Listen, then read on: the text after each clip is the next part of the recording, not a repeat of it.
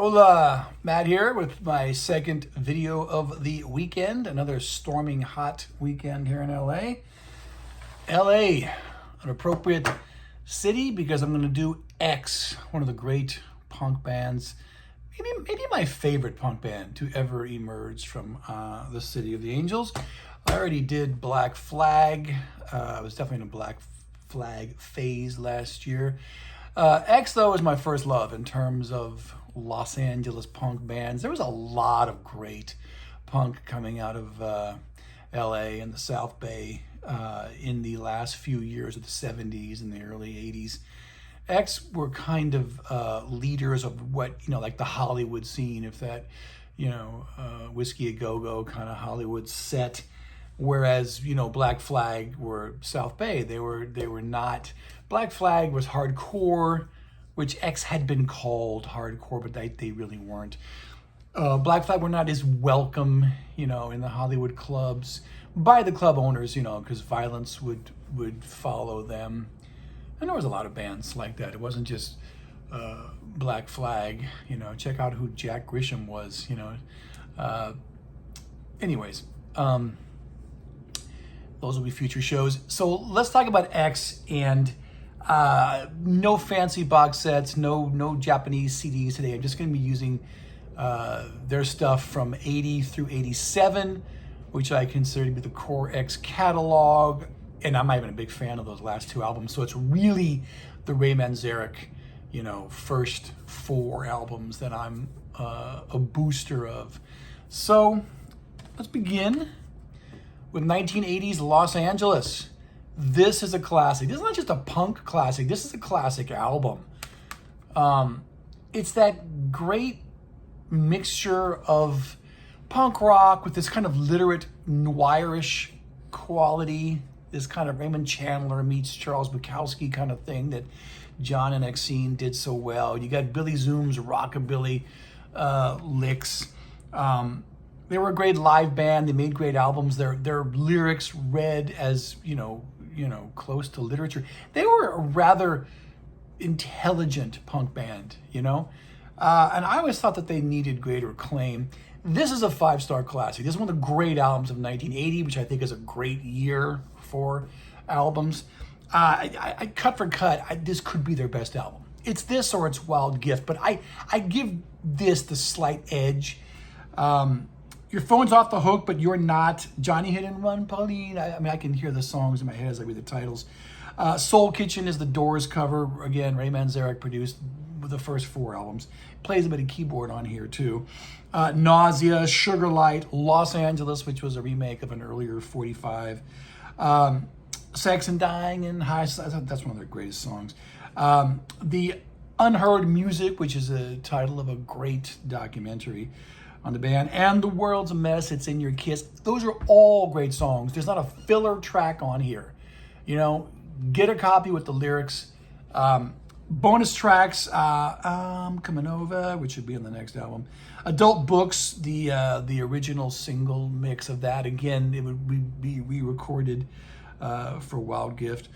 Delta 88, Senator Burgers, Back, and the early version of Los Angeles. If you haven't heard it, get it. All right? All right. 1981, they did the same hat trick again with Wild Gift.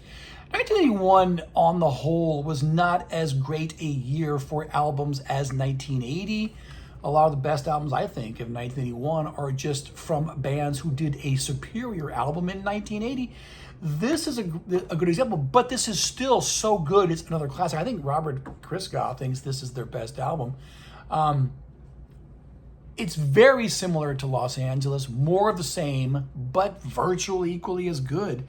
The Once Over Twice, We're Desperate. Love that one.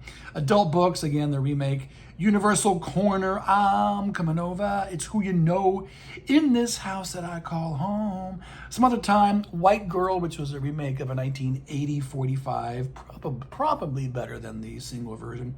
Beyond and Back, Back to the Base, When Our Love Passed Out on the Couch, and Year One. Again, more examinations of the seedy underbelly of Los Angeles, but any big urban kind of environment, really. If you like Los Angeles, you're gonna like this one too. They're oftentimes when I consider why I didn't go into music, I think of bands like X who are making what I consider to be just timeless classic rock, and they weren't really selling a lot of records, and that's why I always wanted that income coming in every month. I didn't want to live paycheck to paycheck, even though most of us in this country do anyway. I didn't want to be poor like that. I wanted health benefits and whatnot, and making up money to raise a family. And I just you think, well, if I'm good, I'll make enough. But there's so many great bands in rock, Big Star, the Velvet Underground, who were constantly plugging away and never made a lot of money. So X are a great example of that. And I can't big up these early X albums enough. Okay, so they signed to Elektra, of course, which was the Doors label when they were around, more than 10 years prior to this. By this point, but it's still more of the same. It's still more noirish punk, but I use the overall sobriquet punk to describe X. They always had more going on than that. I mentioned Billy's rockabilly roots. I think he had played with Gene Vincent, but later on they would be, John and Nixie would be like in the band The Knitters, and they'd have a country aspect. There's a bit of a country aspect to some X songs. So they weren't as one-dimensional as a lot of punk bands, but most of the best punk bands, when you think about it, went beyond punk eventually. And of course, the hardcore punk audience would say that they sold out, but you can't just keep playing guitar-based punk music your whole life, because it's going to run its course. You're going to have a career like the Ramones, or you're just remaking the same album every year, You can see why a band like X wanted to break out of that, or the Clash, or the Damned, or on and on and on. Anyways, this is another great one. Perhaps, again, not quite as good as Wild Gift, which wasn't quite as good as Los Angeles, but it's still great. It's still, well, it'll definitely be in my top 20 albums of 1982, possibly my top 10. When I'm done with my first 100 videos, I'm going to start doing my favorite albums of any given year. I haven't decided yet how many I'm going to do. Top 50, top 30, definitely more than the top 10. And we'll see, how I rank these albums now at 60 years old. So Under the Big Black Sun is another great one. The Hungry Wolf I love it. Used to hear that one on the radio. Motel Room in My Bed, Riding with Mary. Exine's sister had died in a car crash prior to this album. Come Back to Me, Under the Big Black Sun, Because I Do, Blue Spark, another one I used to hear on the radio. Dance with Tears in My Eyes, Real Child of Hell, How I Learned My Lesson, and The Have-Nots. Perhaps not as many classic X songs as on the two previous albums, but it's still great, folks, and it still totally sounds like X as produced by Ray Manzerek, which is the X that you want. The single version of Riding with Mary is a B-side. X rewriting El Paso is a rehearsal. Because I Do, a TV mix and an instrumental. Universal Corner live, the Breathless single mix. They did that song well, the Jerry Lee Lewis number, and it was on the Richard Gere film from 1983. It was in that movie, which I saw theatrically. And How I Learned My Lesson live. Another great album, another great CD with worthy bonus tracks. Get it, folks. You will thank me. And their last virtual classic, and the first X album that I ever bought. I bought this when it came out in 83. Yes, I actually waited 3 years to buy an X album, then went back and bought the previous ones.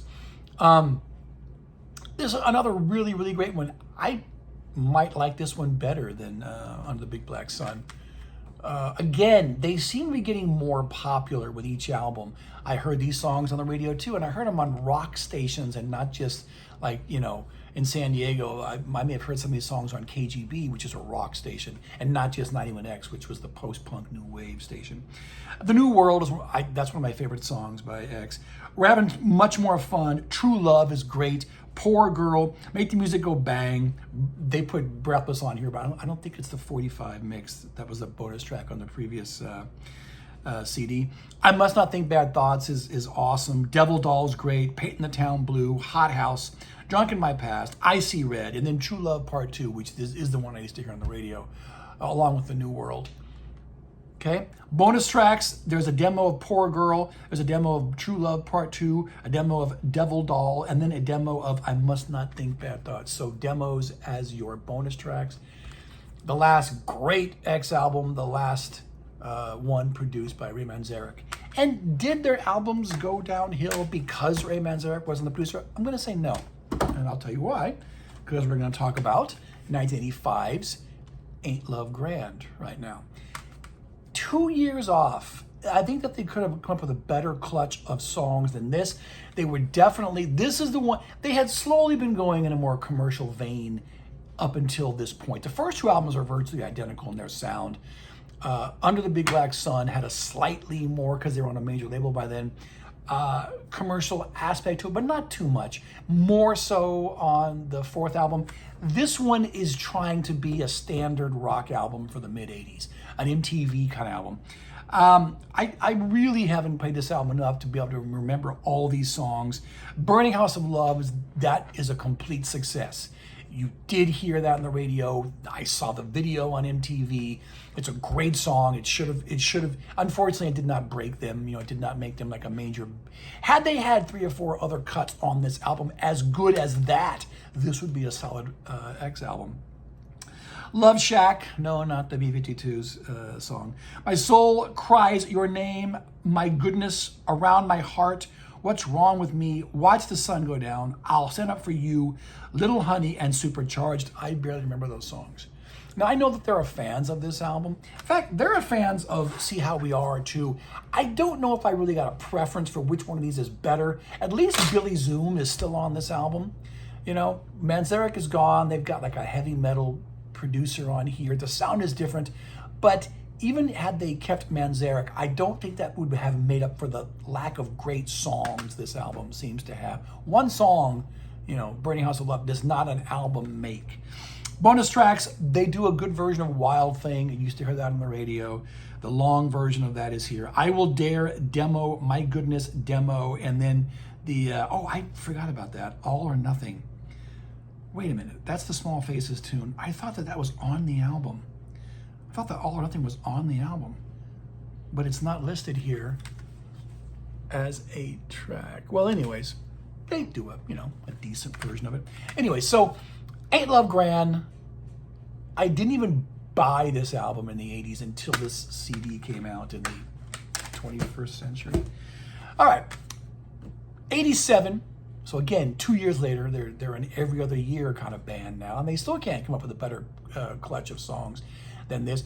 This actually has 2 X classics, I think. Great songs. So here are the numbers. Again, Billy Zoom is gone. I forget the guy's name. Tony Gilkison or something like that was the guitar player. I'm Lost, You, 4th of July. That's one of the great X songs. In the Time It Takes, Anyone Can Fill Your Shoes. See How We Are is the other classic X song. You used to hear those songs on the radio on here. Left and Right, When It Rains, Holiday Story, Surprise, Surprise, and Cyrano de Berger's Back. Okay, if I said for the last album, 1 song does not a great album make, 2 songs does not a great album make, there's going to be fans of this, just like there are fans of Ain't Love Grand who are going to tell me that, oh no, this is actually a solid album. But I'm going to counter with that, not to the extent that the first 4 albums are. By this point, they're just another rock band trying for radio acceptance.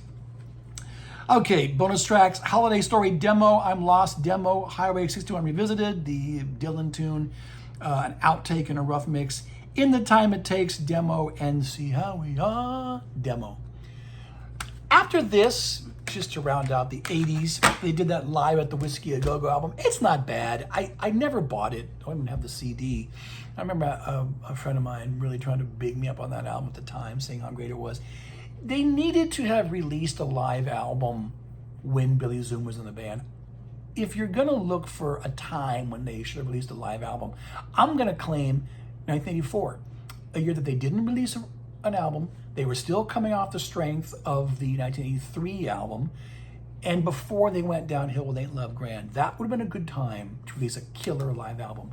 But when 4 years later, when Live with the Whiskey came out, they had already kind of lost their audience, their momentum, their upward trajectory. But still, because I'm always bigging up live albums, it's not bad.